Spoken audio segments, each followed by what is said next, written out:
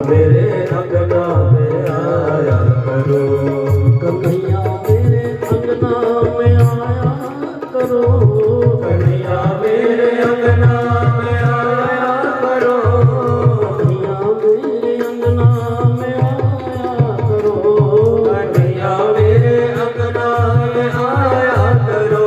हाँ श्याम मोरे अंगना में आया करो, श्याम मोरे अंगना में आया करो, श्याम मोरे अंगना में आया करो, श्याम मोरे अंगना में आया करो।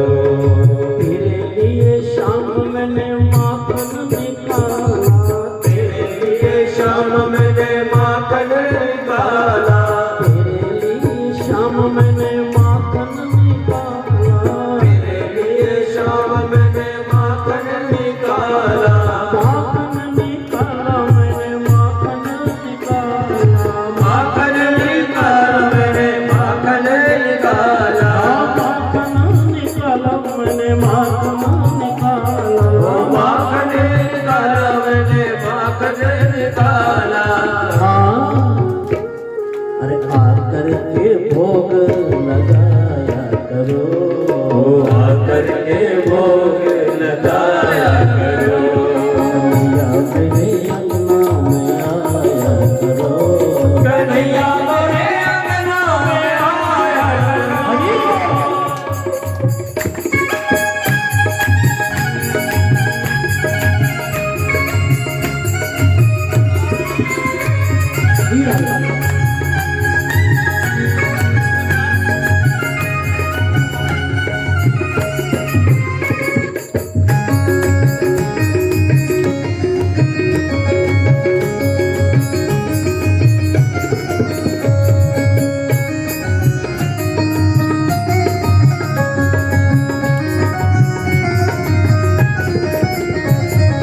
तेरे लिए देखो मैंने बांसुरी बनाई, तेरे लिए देखो मैंने बांसुरी बनाई, तेरे लिए देखो मैंने बांसुरी बनाई, तेरे लिए देखो मैंने बांसुरी बनाई, बांसुरी बनाई कान्हा बांसुरी बनाई, बांसुरी बनाई बना बांसुरी बनाई, बांसुरी बनाई कान्हा बांसुरी बनाई, बांसुरी बनाई बना बांसुरी बनाई।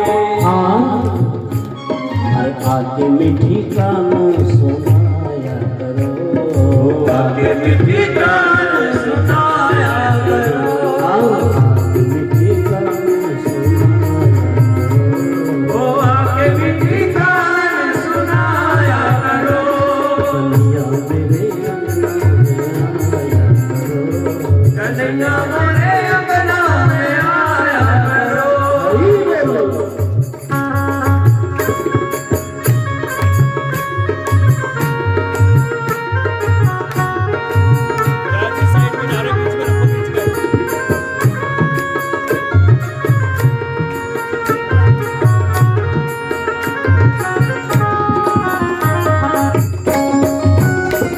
श्री राम।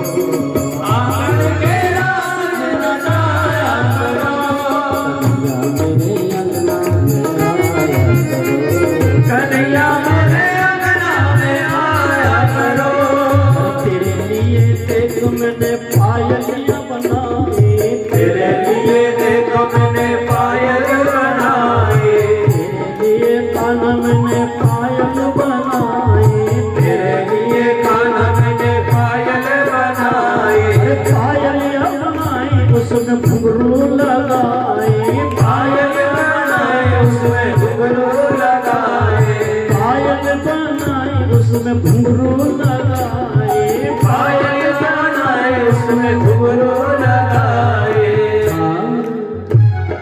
छम छम नाच दिखाया करो, छम छम नाच दिखाया करो, कन्हैया मोरे अंगना में आया करो,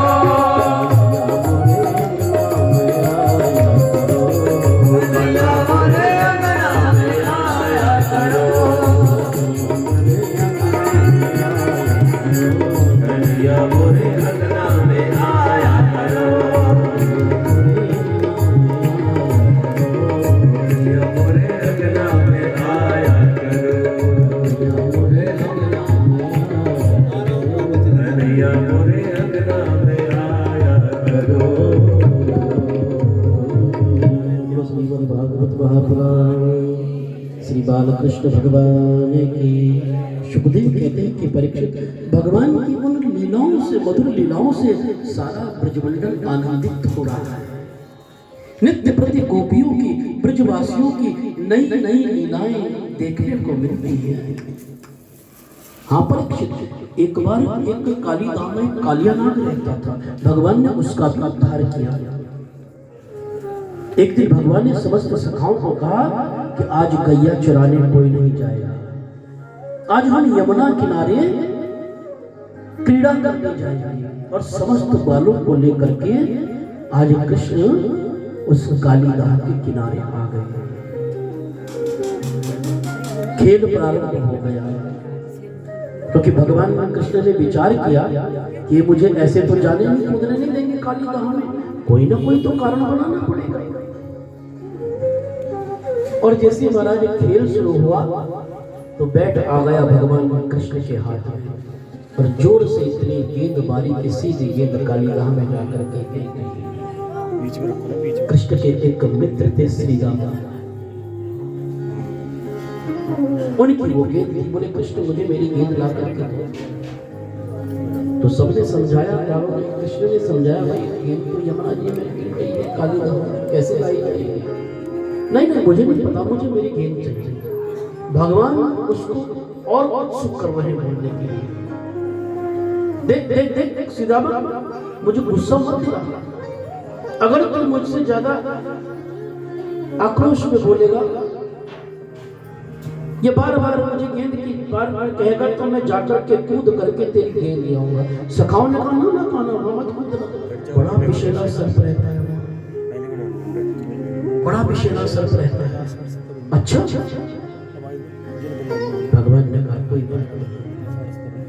बार बार निवेदन करने पर जब श्री दामा नहीं बने तो एक वृक्ष पे चढ़ करके भगवान उस कालीधाम में कूद गए। बोलो बाल कृष्ण भगवान की। और जैसे कालीधाम में कूदे तो महाराज उस जल में हलचल होने लगी, और जैसे हलचल हुई वो कालियानाग विश्राम कर रहा था। देखा कि ये आज हलचल कैसे? अपने सैनिकों को भेजा, देख करके जाकर के देखो कौन है। जाकर के सैनिकों ने जैसे ही कृष्ण का दर्शन किया, आकर के संदेश दिया, महाराज एक बड़ा सुंदर नन्हा सा बालक किलोल कर रहा है, उसकी इतनी हिम्मत, क्या वो मेरे स्वभाव को नहीं जानता? कालियानाग को क्रोध आया और जाकर के भगवान को अपने शरीर पर लपेट लिया, जकड़ लिया भगवान को। भगवान ने कहा अच्छा। धीरे धीरे भगवान ने भी अपना शरीर फुलाना प्रारंभ कर दिया। ऐसा शरीर फुलाया, ऐसा शरीर फुलाया कि उस कालियानाग की महाराज हड्डियां चूर हो गई, नस नस बोलने लगी, तुरंत छोड़ दिया।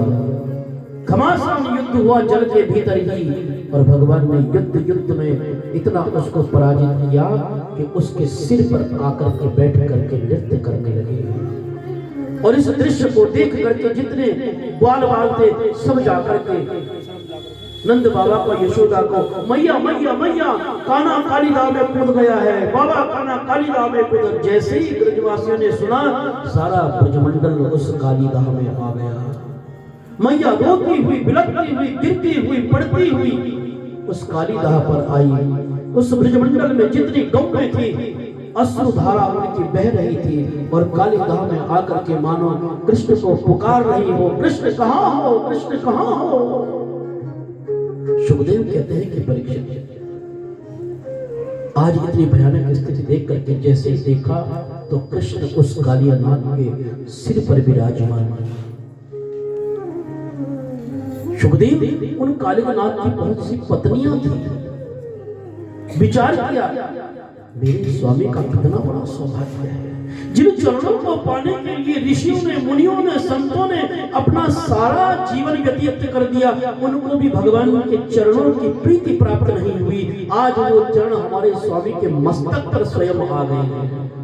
कितनी सौभाग्यशाली है।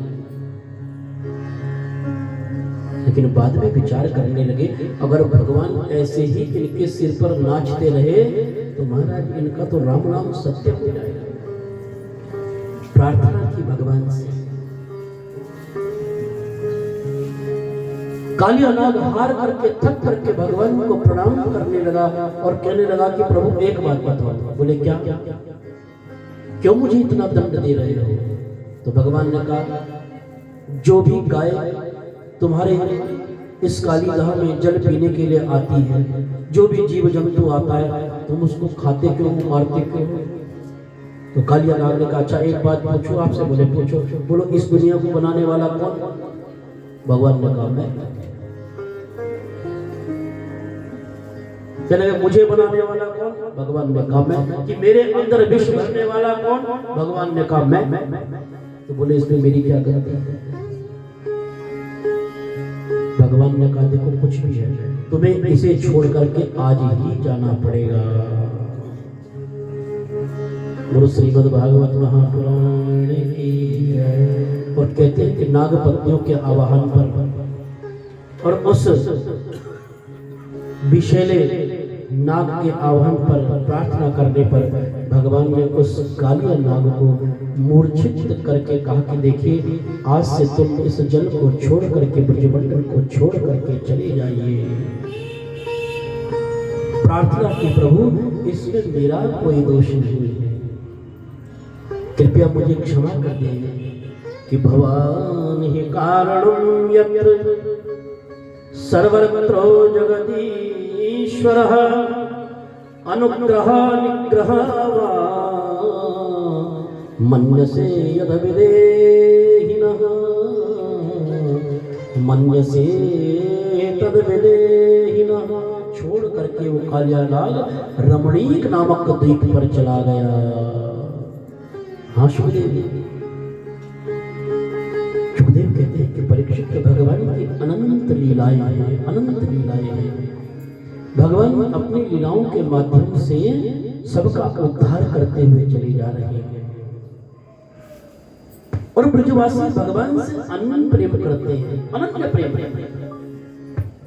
तो भगवान का भी ऐसा ही विशुद्ध प्रेम है सबके साथ, क्योंकि भगवान तो स्वयं कहते हैं गीता जी में कि अनन्याश्चिन्तयन्तो मां ये जना परिपाश्यते तेषां नित्यभियुक्तानां योगक्षेमः।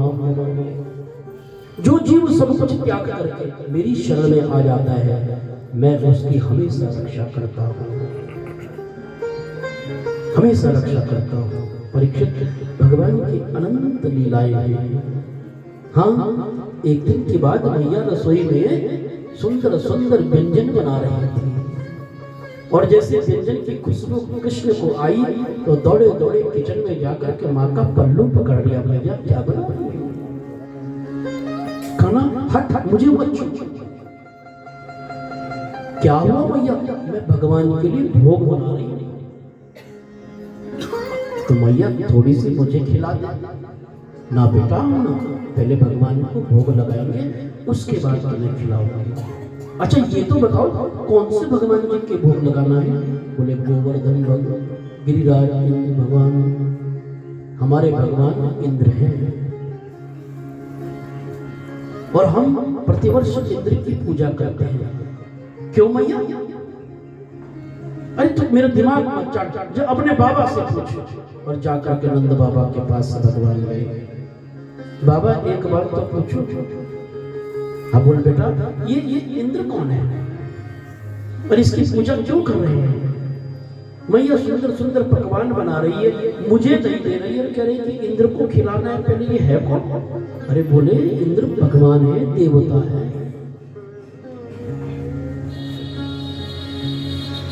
इन्हीं की वजह से ये वर्षा होती है तो हमारे यहाँ अन्न धन होता है और उस अन्न से प्रजा का पालन होता है।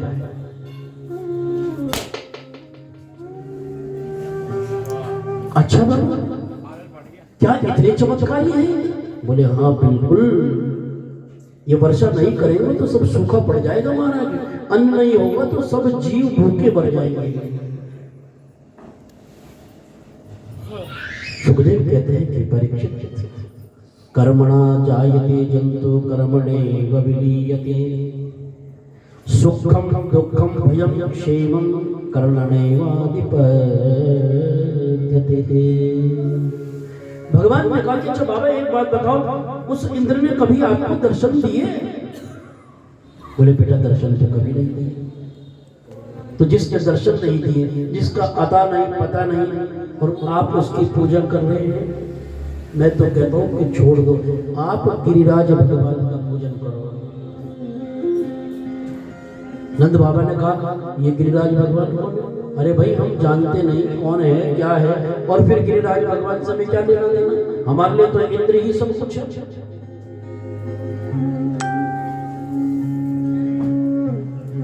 कृष्ण ने कहा बाबा आप एक बार मेरे कहने से उनका पूजन कर लो। तो बाबा ने कहा देखो ये सब कुछ मेरे हाथ में नहीं है, सारे ग्रामवासी जो करेंगे वही होगा। बोले तो बुला लो ग्रामवासी। सब ग्रामवासियों को बुलाया, कृष्ण की बात रखी गई। तो सब ग्रामवासियों ने कहा ठीक है कृष्ण हम तुम्हारी बात मान लेते, लेकिन हमारी 3 शर्तें हैं। भगवान ने कहा बोलो। बोले पहली शर्त तो ये है कि हम अगर गिरिराज का पूजन करते हैं और उससे अगर इंद्र नाराज हो गए तो उसके कोप को महाराज हम नहीं सहन कर पाएंगे, उसके बारे में आपको विचार करना होगा। ठीक है। दूसरी शर्त हमारी ये है कि हमने मान लिया भोग की थाली सजा करके रख दी, आंख बंद कर ली, तुलसी का पत्र रख दिया, तो भगवान को भोग लगाना पड़ेगा। बोले ये भी ठीक है। और बोले हमारी एक शर्त और है कि टूटी फूटी सेवा जो भी हमसे बनेगी वो उन गिरिराज भगवान को स्वीकार करनी पड़ेगी। बोलो सच्चिदानंद भगवान की जय। बोले मैया ठीक है ये भी चलेगा। सुखदेव कहते हैं कि परीक्षित अब तो गिरिराज भगवान के पूजन की सामग्रियां तैयार होने लगी। बोलो सच्चिदानंद भगवान की जय। विभिन्न प्रकार के पकवान बन रहे हैं ब्रज के अंदर आज भगवान गिरिराज के लिए महाराज, और सबने अपने घरों से बहुत से पकवान बनाए, अपनी अपनी महाराज गाड़ियों पर लाद दिए। 1-2 नहीं, सैकड़ों के हिसाब से वहां गाड़ियां लग गई। किसी के यहाँ से मीठे पकवान आ रहे हैं, किसी यहाँ से नमकीन पकवान आ रहे हैं, कहीं खीर बन रही है, कहीं हलवा बन रहा, कहीं जलेबी बन रही है, कहीं रसमलाई बन रही है महाराज। खूब आनंद से बन रहा है और सारे ब्रजमंडल ने महाराज गाड़ियां भर भर करके आज गिरिराज के पूजन के लिए जा रहे हैं। बोलो श्रीमद् भागवत महापुराण की जय। बड़े भाई संजय जी शास्त्री जी विराजमान हैं, कथा में आए हैं, आपका धन्यवाद। परिवार की ओर से व्यासपीठ से आपको राधे राधे। आप हमारे बहुत पुराने मित्र हैं और कई बार कई जगह बैठ करके हमने साथ पूजा की है, और आपका सहज स्वभाव, सरल व्यक्तित्व, आपका अभिनंदन। आप भी व्यासपीठ पर विराजमान रहते हैं, व्यासपीठ के बड़े सुंदर अच्छे वक्ता हैं, आपको भी नमन करते हैं। और 2 मिनट, क्योंकि अब हमें गिरिराज भगवान का महोत्सव मनाना है, समय भी पूर्ण हो रहा है, तो 2 मिनट आशीर्वचन लेने का हमें आपसे अधिकार है। 2 मिनट आप आशीर्वचन जरूर देंगे और उसके बाद हम भगवान गिरिराज की कथा प्रसंग प्रारंभ करेंगे। गुरु सच्चिदानंद भगवान की जय। ओम अखंड मंडलाकार